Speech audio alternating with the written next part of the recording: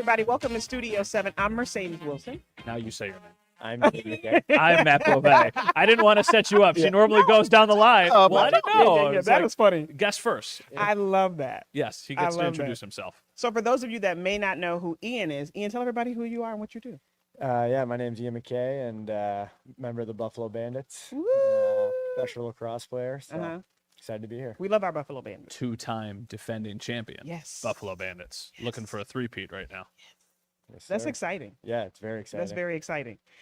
So can we start out talking about the elephant in the room for everybody around What's that? Western New York? The Buffalo Bandits. I don't know what you're talking about. You don't know what we're talking about? I don't know what you're talking about. Can you just I don't even know what to say. Sure.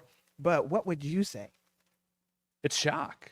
Everybody's in shock a little bit. Yeah. You know, you're sitting there on Sunday, you're in Kansas City, and for, I don't know, the first 20, 30 minutes of the game, it doesn't look great, and then it gets close at the end, then it looks like they're going to actually pull it out, and then your mind shifts. Because, I mean, my mind, I'm thinking about what I need to do, my responsibilities. You're sitting there in the press box, and you're starting to get everything planned, and you're like, okay, well, if this happens, this happens, this happens. And you start to think about, you're like legitimately, you're planning things out. Because if they win, they're celebrating on the field afterwards. There's this big celebration. You're waiting to go down onto the field and get ready to interview all these guys. Yeah. You're going to the Super Bowl. You're going to be in New Orleans for 9 days. It's like, okay, this is happening. And then it just ends. Yeah. And it's crazy because it shifts from this team could win the Super Bowl to the season's done. Yeah. It is incredible how fast it happens. Yeah. It's just the reality of professional sports, the reality of the NFL. So they're in shock. I mean, you see these guys. He understands. You put your entire life into something. Yeah.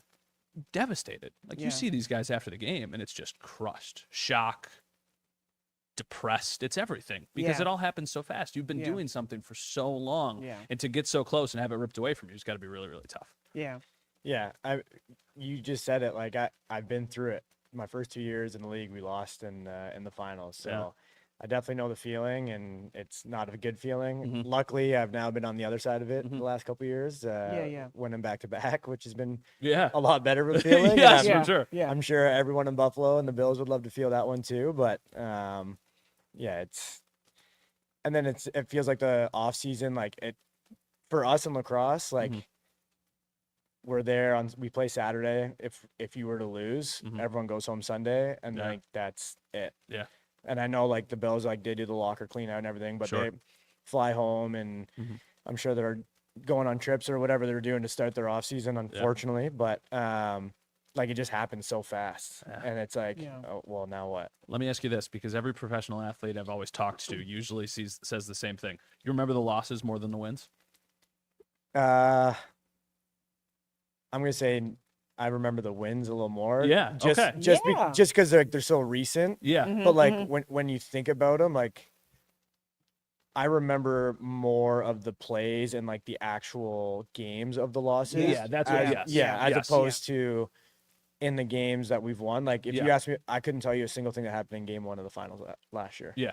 I can tell you more so about game 2 just because like it was Banditland, sellout, Sure. like it was a high and low game. Like we were up by a lot, kind of they got closer. It was a high scoring game. Yeah.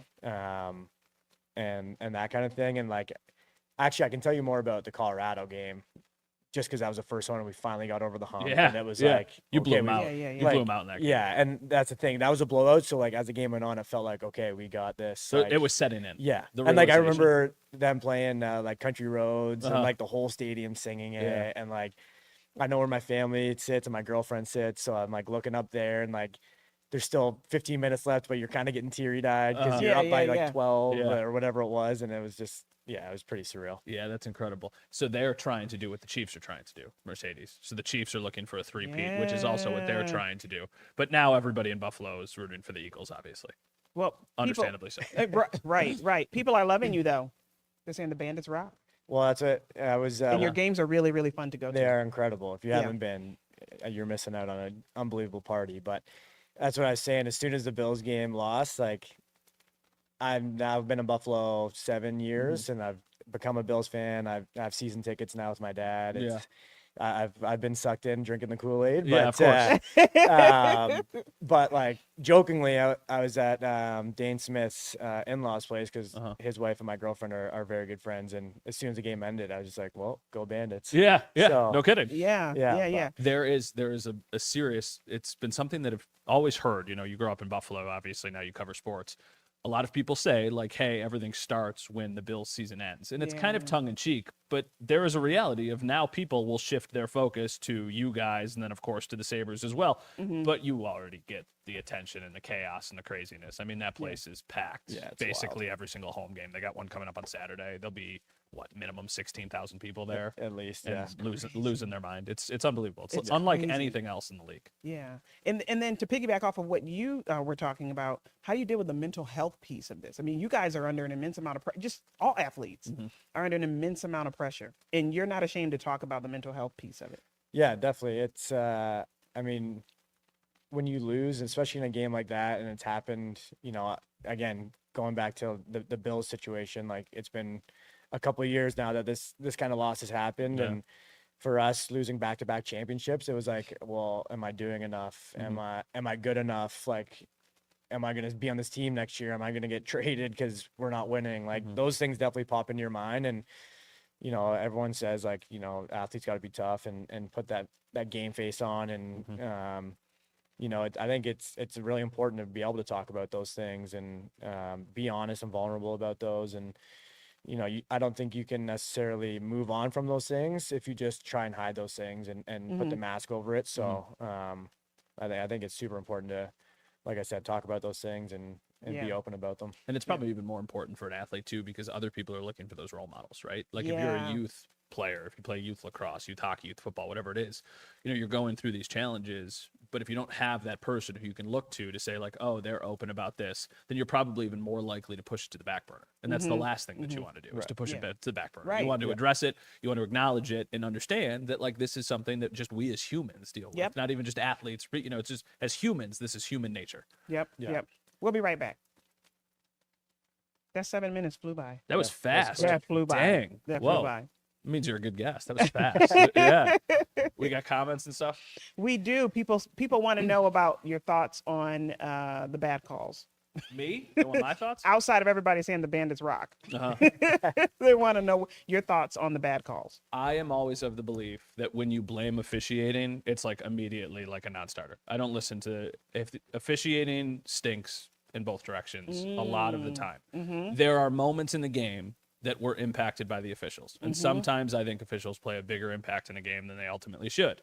But I do not think the Bills lost the game because of the refs. I think the Bills lost the game because things that they were able to do all season all of a sudden became much more difficult than they were for the last 3.5 months. So that is my opinion on it. But I understand if people want to be upset about the officiating because at times it does feel a bit ridiculous. But I do not think that that's why the Bills lost the game. Let me ask you this, and I feel like I'm going to know the answer, Sure. but in a game, any game, but especially a game like this, would you rather the refs put their whistles away and let them figure it out or Yeah, I think so. be all over those? And both ways. Like I know, and I was kind of vocal about it on social, but our game against Toronto, like Chase Fraser got it got called a 5-minute I think it was a high hit. Yeah. But then it automatically gets called a 5 because then it gives them the chance to review it and then knock it down to a 2. Sure. He gets called on that. It gets knocked down to a 2.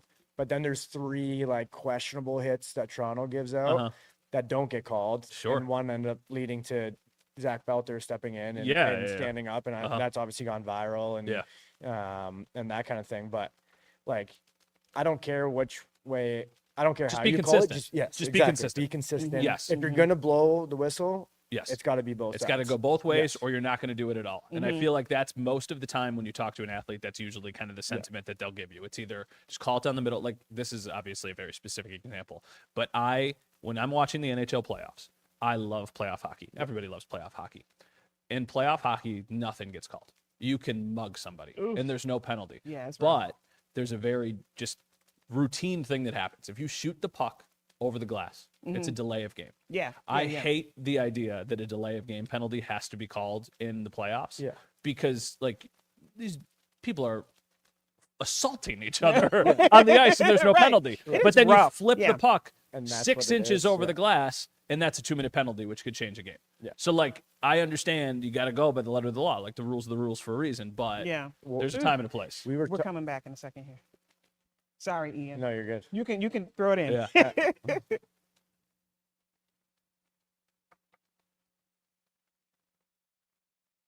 Welcome back to Studio 7. We're here with Ian McKay from the Buffalo Bandits. If you're not joining us during the breaks, you need to. You can join us on X. You can join us on Facebook. Or Shout you out can for join us you on YouTube. knowing it was X, because I still just call it would've Twitter. said Twitter. Yeah, I would I have go back still and said forth. Twitter. I So go good- back and forth. Good on you. So we were talking about the mental health piece before the break. I don't know if there was any additional points y'all wanted to make on that. Mental health is important. I Yeah. would say that's kind of the big over thing. Yeah. Yeah. And there's nothing to be ashamed of. Don't be afraid to talk about it. Yeah. I know for us, like something that just got introduced. I'm our team's union rep. So I was at the Oh, sweet. NLLPA AGM meeting Sweet. this year, and the guest speaker was a guy named Chuck, who was a former hockey player, Mm-hmm. and he's made himself available to everyone in the NLL to reach out to him. And Sweet. I know in locker rooms we have stuff posted up if you're struggling. Mm-hmm. Here's the information, that kind of thing. So it's super important, and like Yeah. I said, don't be afraid to talk about it. Yeah. What about community? I know you're big on community, doing things in the community. Yeah. What do you think an athlete's responsibility to the community is, if anything? Yeah, I think it's a huge responsibility. Buffalo is now home for me. I've lived Mhm. here since I got drafted. I moved to Buffalo right away, and that's kind of rare for lacrosse players because a lot of guys live in Ontario or British Columbia in Canada and work a 9 to 5 and then travel on the weekend. It's kind of like a weekend warrior Yeah. type thing. So for me, moving here was a huge step, and obviously I'm very happy I did because Yeah. I just bought a house here with my girlfriend In and it's Hamburg, right? home in Hamburg. How do you yeah, like the so snow? It's a lot of snow, but we're dealing with it. Southtown's, How do you like Southtown's, snow? he knew what he I was signing know, up for. I know. Yeah, but my dad's housewarming gift was a snowblower. So Oh, that's Mhm. That's a perfect. nice gift, Dad. Exactly. Yeah. But Buffalo's home now, and our fans, especially in lacrosse and here in Buffalo, like Banditland is second to none, and the community, gives so much to us. And JT, our coach, talks about it like they spend their hard-earned money to come watch us play. Mm-hmm. Mm-hmm. And we have a responsibility on Saturday to go out and perform and do our best, not only for us and our team, but for our fans as well. And to give back to our community away from lacrosse too, I think is super important.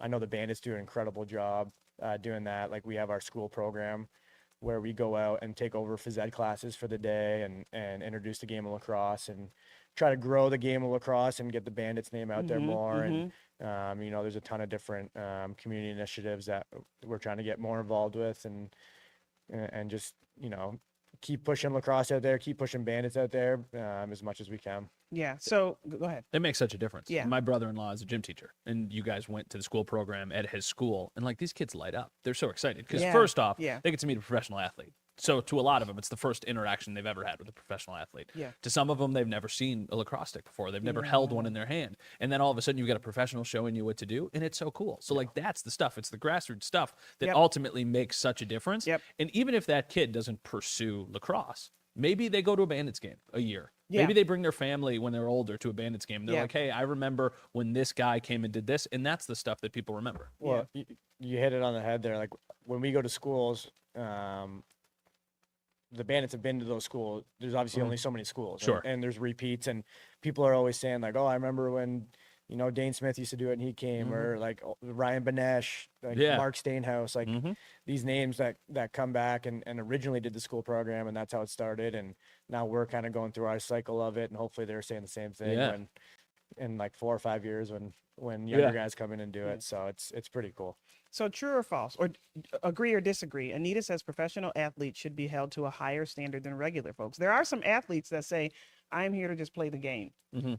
Do you agree or disagree with her statement on that? Like, athletes should be held to a higher standard. He could start. This is his wheelhouse. Man, I mean, I think naturally athletes are in the limelight more, and I think there's a higher expectation for athletes because of that. Yeah. So I guess naturally you could say yes, that they should be held to a higher standard, but in the same tone, like, we're also just, I say we, like I am very much a regular person, and Yeah, the yeah, yeah. aspect of pro We're sport, regular like I'm folks not an too. NHL, NFL making millions of dollars, like that kind of thing. So I think like in Buffalo, like we get recognized all over, Yeah. which is really cool. And growing up, I never thought that would happen, but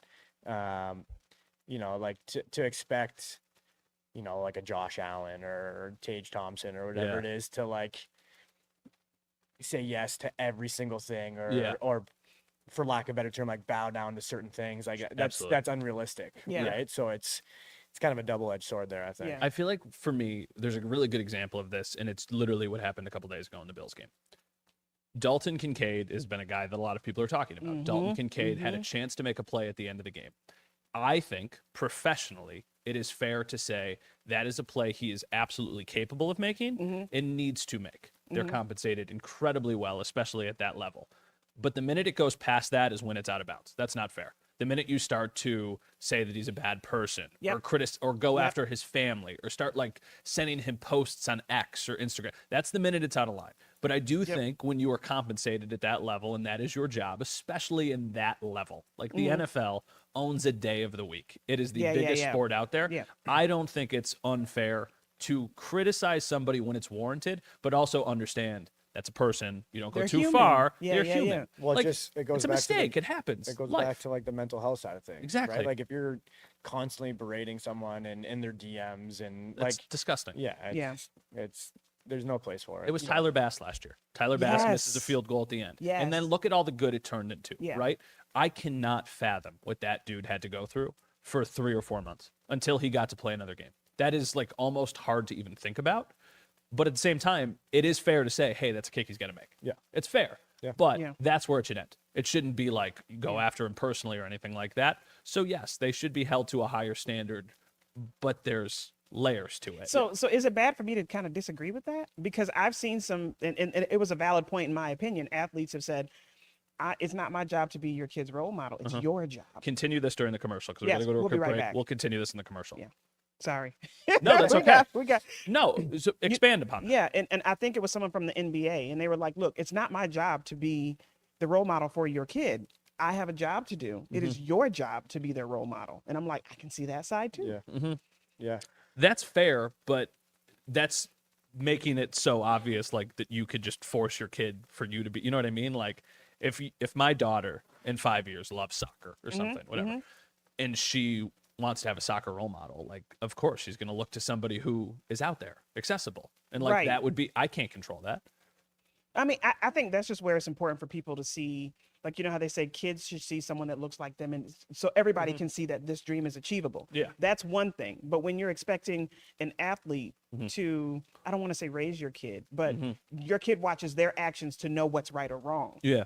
That's on you. That's on me. That, you know what I mean? That's on the parents raising the Yeah, kid. but the other thing that I think comes into play here is you also want to see how these people respond because there is adversity in any stage of life.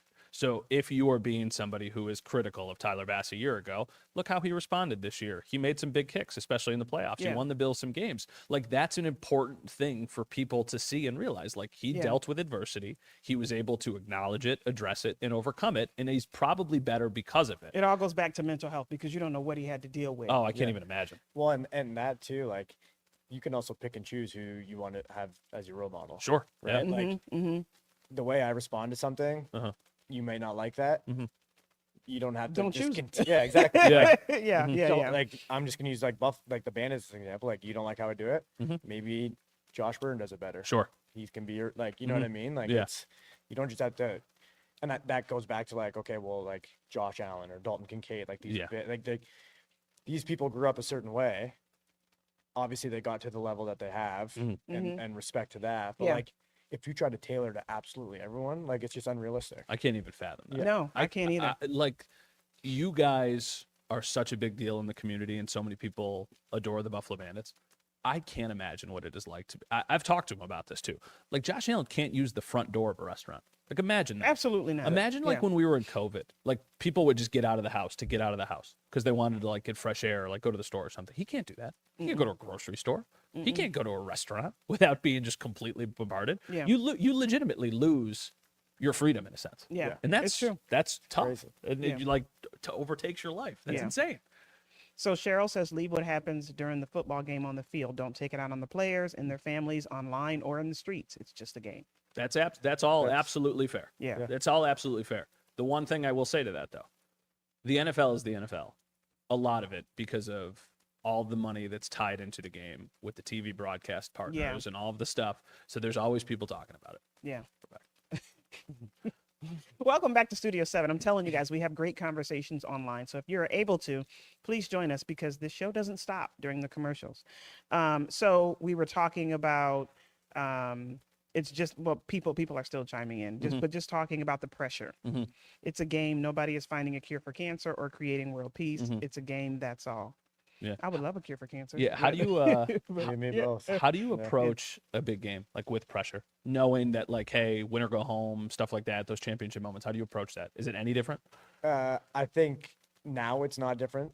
Like to me, it's another game. I think early in my career, I put a ton of pressure on it because it's like, okay, this is the finals, like gotta win. This is what you've dreamed of, that kind of thing. But now through those experiences of losing and going through it, and the way I think part of that is also the way the NLL is structured things. Like we played Friday night in Albany, bus back, got home at 4 a.m. Yeah. And then it's like, well, Saturday's here, we got to play again. So Yeah. you don't really have much time to think about it. That's sometimes. nice. So it kind of helps that way. But as much as you can, like I do the exact same routine, which is a lot of things. Yeah. And Do you eat like the same foods? Do you have? when I wake up, the moment I wake up, it's the exact same until the game's over. No kidding. Oh, you have to tell us a couple of give me those. like the big Yeah, things You that can't just put. I don't know. We'll have to have a whole nother show for it. Yeah. I mean, like just from like I'll make a coffee at my house, even though there's coffee at the rink that you could grab. I mean, this year since I moved, I have a different route I drive. But when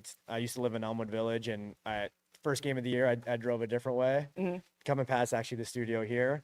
And I went like on the 33 the first game and we lost. So couldn't I, do that I again. came, mess I it came up. back this way down Elmwood all the way to the arena, and then we won. So it's like, all right, stick with that one. Yeah.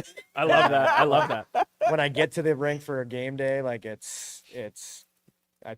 go up in the crowd in the stands and it's obviously empty, and I take my stick, listen to the two same songs, all those kind of things. Wow, Handshakes that's neat. with guys. Like That is neat. He plays and has superstition, so it makes sense for him. Yeah. I don't play, and I still actually have superstition. I legitimately, for every Bills game, I take the exact same way. I listen to the exact same playlist. I do the exact same thing when I get to the stadium. I call the exact same people on the way after every single game. Really? I have to. It's so funny you say that because when we were watching the game, again, Dane's father-in-law asked me, he's like, you got any superstitions for today? Like, I'm like, well, nothing we do is going to help him. Yeah. Like, Nothing. You know what I mean? Like it has. Yeah. I have a bit of a different like lens on it. Yeah. And like, I'm sure you do too, being around it a little bit more, but like, and the looks I got were like, what'd you just like? Yeah. I've been wearing the same sweater for 12 years. Like, and it's like, well, hopefully you've washed it. Like, it's not. Growing up, my dad used to get so stressed. I've told you this on the show before. My dad would get so stressed watching Bills games that he would bring up his clothes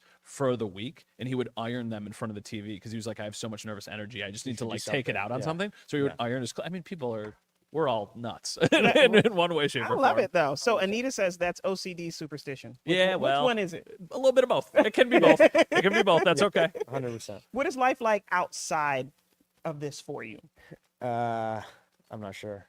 No, this is my life. No, Right.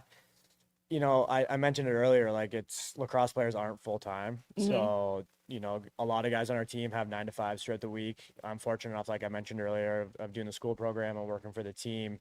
But outside of that, it's a lot of training. Like we train 5 days a week. We're in a gym 3 days a week. We have a facility over in Hamburg that we shoot at.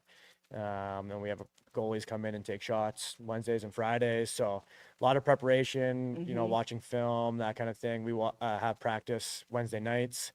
So it is, you know, outside of like just the games you see on Saturday, on top of guys on our team having a 9 to 5, there's a lot of preparation for it. And but not in season in the summer. You can find me on a golf course. I'll be on a golf course. My guy. Nice. That's I'm out there at least 3 times a week working on my game. It's not working well, but a lot of golf.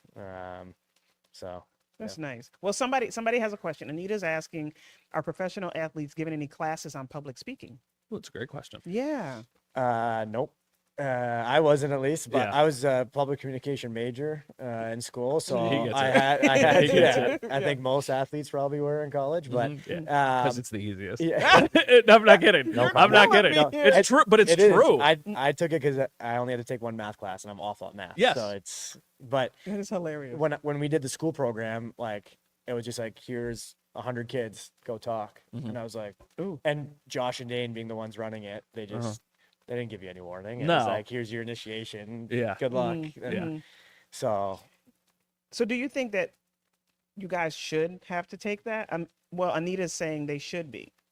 At high, like yeah. in the NFL, it's a thing. Yeah. Like you go to like a rookie symposium, and they'll have somebody talk with you about like the things that you should and shouldn't say. And then the higher, obviously, like for them, they've got a PR person. Like the Bills have like 6 PR people. The Sabres have a bunch of PR people. They know what they're getting into. Like anytime that they are going to publicly say something, usually a PR person has talked to them before. Now the only exception to that is usually like in the locker room after a game. Like a lot of times you'll get like raw, real emotion. But there's really never been an instance where an athlete has walked up to a press conference and not had a quick conversation with the PR person about like, hey, they're going to ask you about X, Y, and Z. Yeah. They know, that, they know, and they're like somewhat prepared for, okay, just so it doesn't catch you off guard. Yeah, yeah, That's just yeah. like understandable. Yeah. So what can folks expect when they go to a Bandits game to happen, to experience? I mean, if you haven't been, it's just a huge party. If you like music, if you like entertainment, it's for you. The high scoring games, music playing the whole time. Like I said, Chris Swenson, our announcer, screaming, getting everyone going. Yeah, someone all the talked about the chants, announcer, how they all like the the announcer. chants Yeah. and all that. It's family friendly. Like for kids, it's super interactive because, like I said, the music's going, all that. Like if you're coming to a game, you're gonna become a fan for life. Yeah. Thanks for coming today. Yeah, thank you. This was a having fast me. one. This It went by like really, that. really He's a was. good guest because it went by so fast. It really, really was. So thank you all for watching today. Yes. We'll see you tomorrow. Bye, guys.